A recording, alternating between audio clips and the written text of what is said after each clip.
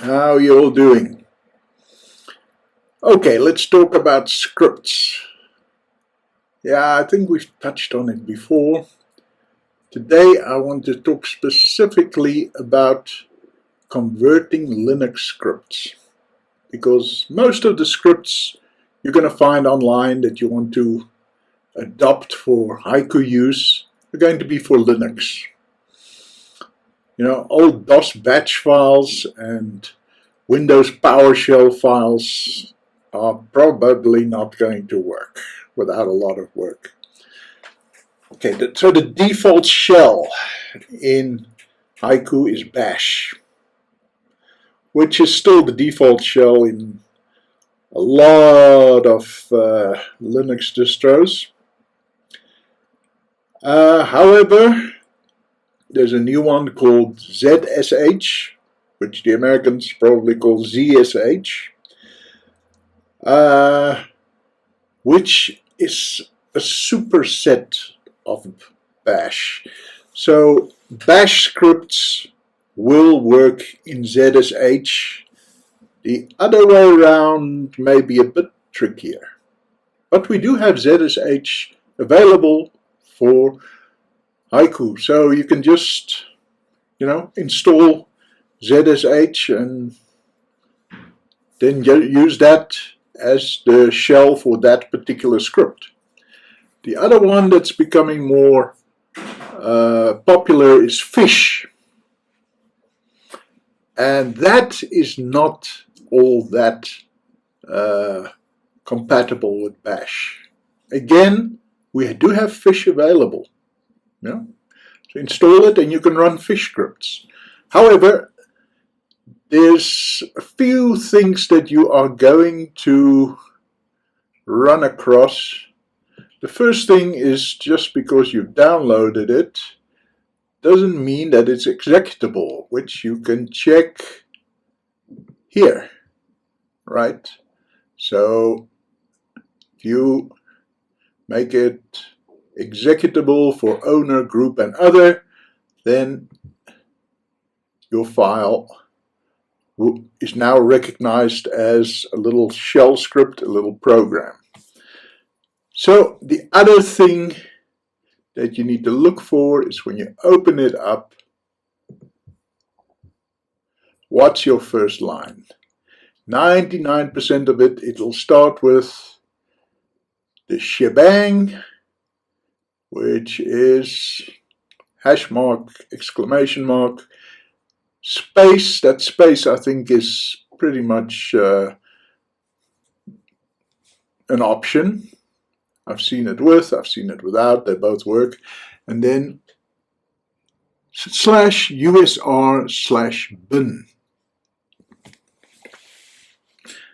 Now you might think that USR stands for user, but it doesn't. It actually stands for Unix System Resources. This comes from way back in the late 50s when every byte had to be accounted for. And so that's why they tried to have every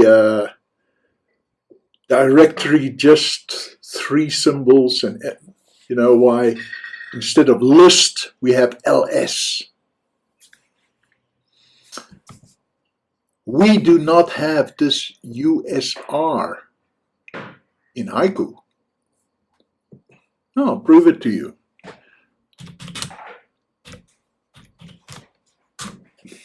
No such file or directory. So where do we keep those binary files? In the bin directory. Well, let's have a look.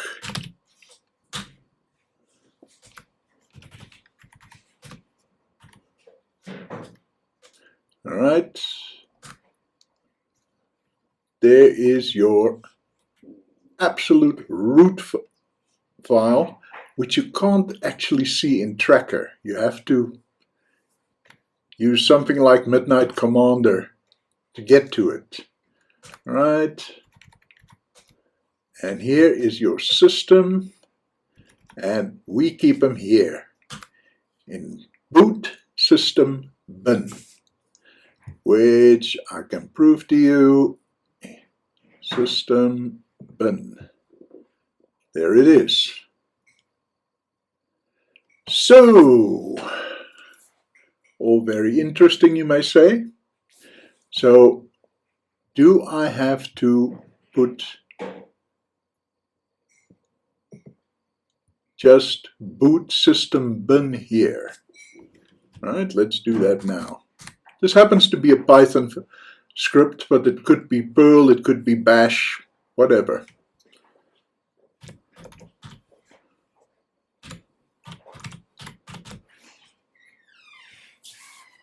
Yeah, that'll work. However, now you've made it incompatible with Linux.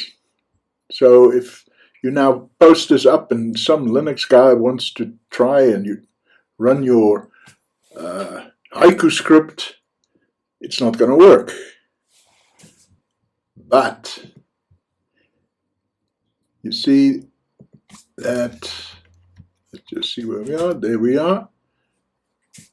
In your root directory, there is a link.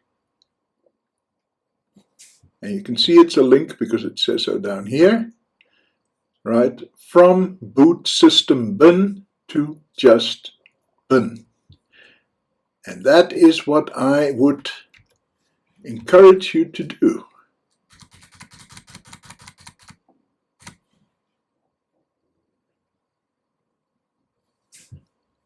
Now, not everything in boot system is linked here.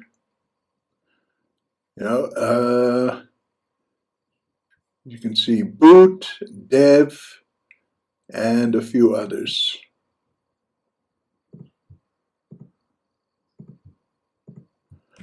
Of course, there's nothing to stop you from actually linking more of these to the root directory. It can be done. Another way is to make a directory here, and we call it user, USR rather.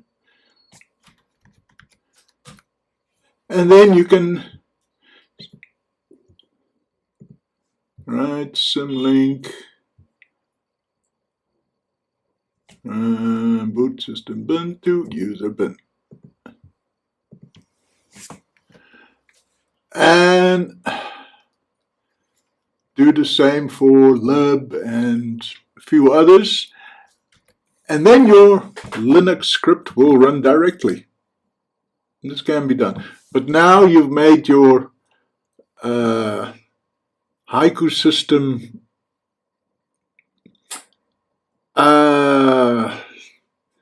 not 100% compatible with other Haiku systems. So it's better to go to the script, and many Linux systems today also have a bin in the root directory that is symlinked to USR bin. And so you've got a better chance of maintaining compatibility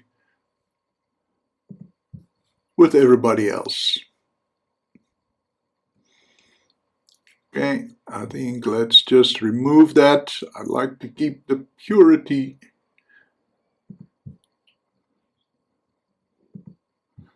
of my Haiku system. So those are the different ways. I suggest that you change it in the file itself and change it to the bin symlink on the root directory. But if you really want to say this is for Haiku only, it uses Haiku specific commands, like file panel or alerts that you're not going to get in Linux anyway, so it's no interest to them, then make it boot system bin. Okay, so that's just a tiny little remark for today. Thanks for watching.